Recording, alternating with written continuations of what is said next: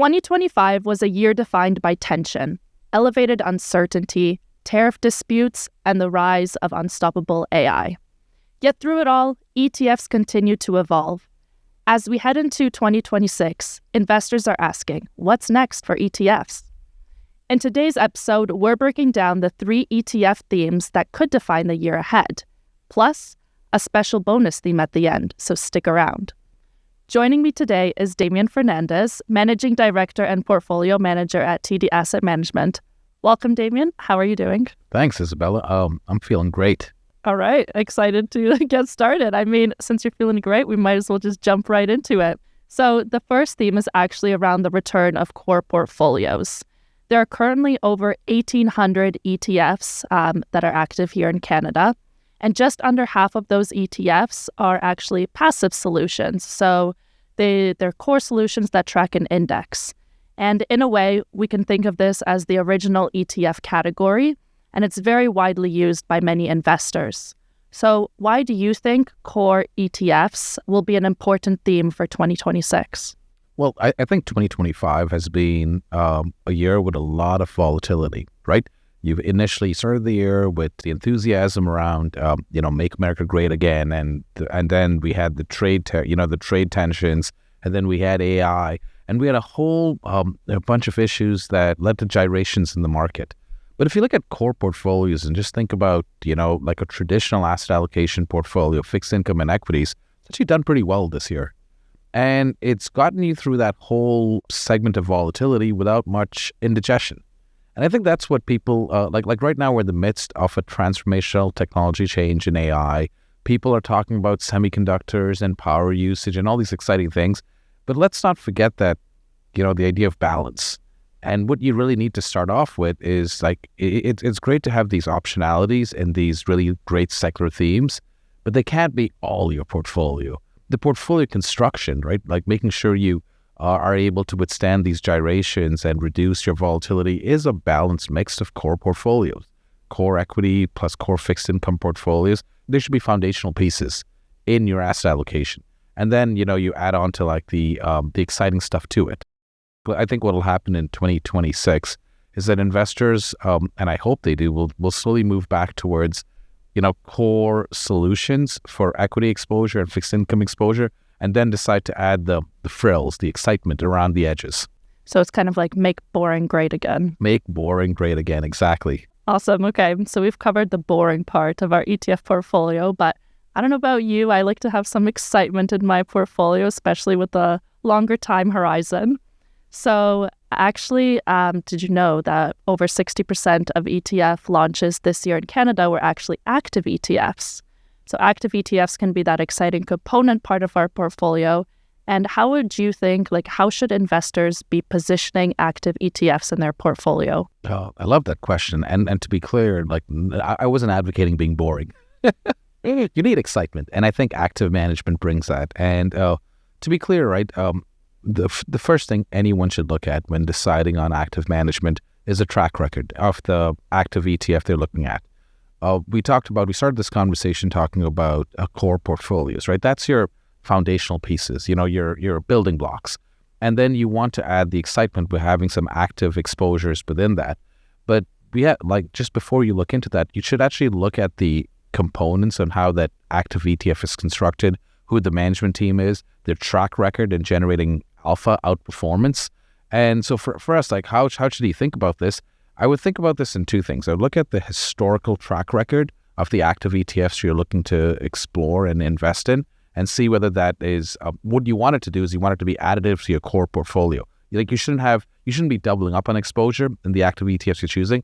And then secondly, I'd look for gaps in my core portfolio, right? Maybe, my core portfolio, and I'm just, thinking out loud, is traditionally very Canadian-centric, and I have core Canadian-centric portfolios. Now, I don't get the exciting stuff like AI or, energy transition or these new themes that I don't get that in my core portfolio. So maybe I want to use my active component, my active share, to introduce components in my core portfolio that I can't find there. So I think just to sum it up, I think you'd look at the management track record of the active ETF you're looking to invest in, how it's done.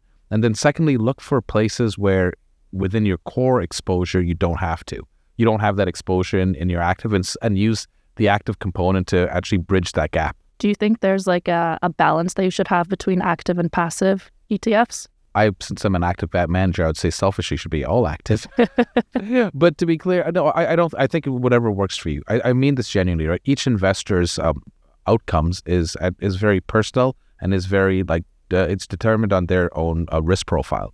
I'm very comfortable in active ETFs because we've had a track record of generating performance through a process. But maybe some investors might just want a passive solution because they feel that that better suits their needs.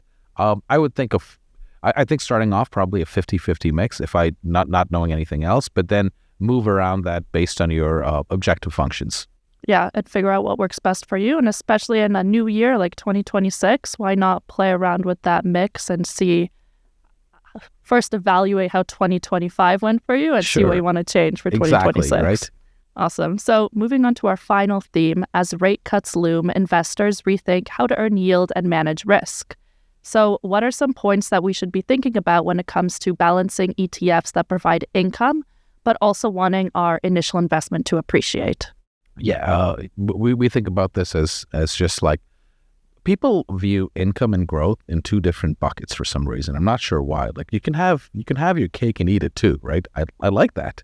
And so for us, I think about let's not sacrifice income for growth. TD Asset Management has a lot of products that can actually help achieve this, but just broadly, when you think about how you started off your question, rate cuts in the U.S. are coming. There's going to be at least 3 rate cuts next year. In Canada, we've just had rate cuts. It's not as easy to earn, and many investors actually have income needs. It's not as easy to satisfy those income needs now just from a traditional, high dividend portfolio because, to be clear, or a high income portfolio, the rates are being pulled lower, and that's pulling the yield lower. So what you should be looking at is how can we find the best of both worlds, right? Can we find enhanced ETFs that are able to provide some sort of income, but while also providing you participation in the equity markets? Can we focus on dividend growth or income growth, right?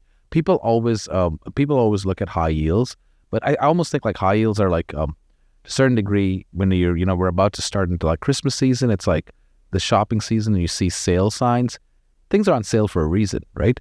Like high yields, like the artificially high yields, are probably covering up something else where you're not getting the growth aspect. So you should probably be looking for both. You should be looking for me, income that's growing over time, but also allows some participation in the equity market. Absolutely. So if you're seeing double-digit yield returns, maybe you should take a closer look also to see what's actually going on with that investment. Just that I know. Just think about that, right? If someone's giving you double-digit returns, income returns, they're probably eating away at your capital. They're returning your capital back to you, right? It's called return of capital. Kind of like the sale item in this in the bin in the back of the store. Yeah. Chances are it's like a dodgy product to begin with. Maybe no one wanted that stuff. No that's one why wanted it's that on sale. stuff. Maybe. Anyway, that's yeah. So I would say I actually feel very strongly about that. Really high artificial yields that masquerade a return of capital. So what you're really paying for is to get it's actually drawing down the capital you invested in to make that yield. And I'd rather have you receive a yield that's growing over time and some participation in the equity market. You can have both. You can have both. The cake and eat it too. Perfect. So now I did promise our listeners a bonus surprise theme, and that's actually around the comeback of global diversification. So many investors are now actually looking outside of North America when it comes to their ETF investments. What would you say is behind this shift, and do you think this is going to continue? Yeah, that's such a we could have a full podcast just talking about that question, but the move towards global equities and global outperformance, I think it's I don't think it's a cyclical move. I think it's actually a secular move, and it actually can trace its steps down to Donald Trump's own actions, right? When Donald Trump in antagonizing other countries through trade and tariffs, what he's really done, he's forced these other countries to take corrective measures to improve their own outcomes, improve their own economic growth. So whether it's Canada or Europe or China, they're all made changes to domestic policies to improve long-run growth. perversely, in making America great again, Donald Trump has made global equities great again, right? And because what's actually happened is that those countries and those that are outside of the U.S. have now taken policies to improve their trend growth, which it's no surprise that, Japan is up 30% on the year, and China is out. Like a lot of these countries that have been in the crosshairs of the most of Donald Trump's trade antagonism have actually outperformed the U.S. Wow. Yeah. So I think, I think, and this is something for 2020, I think it's a great bonus question, because for 2026, investors have to think, like, the U.S. has just pulled in all this capital, but there's opportunity globally. And I think you should look at exploring that. So diversify. Exactly. Awesome. Okay. Although we don't know what curveballs 2026 will throw our way, the themes we chatted about today will be important to consider when investing in ETFs. From making boring great again, to adding a bit of spice into your portfolio with active ETFs and global ETFs. These steps can really help prepare you for the year ahead and be well positioned. Thank you for listening to today's episode, and as always, stay curious, stay informed, and stay invested.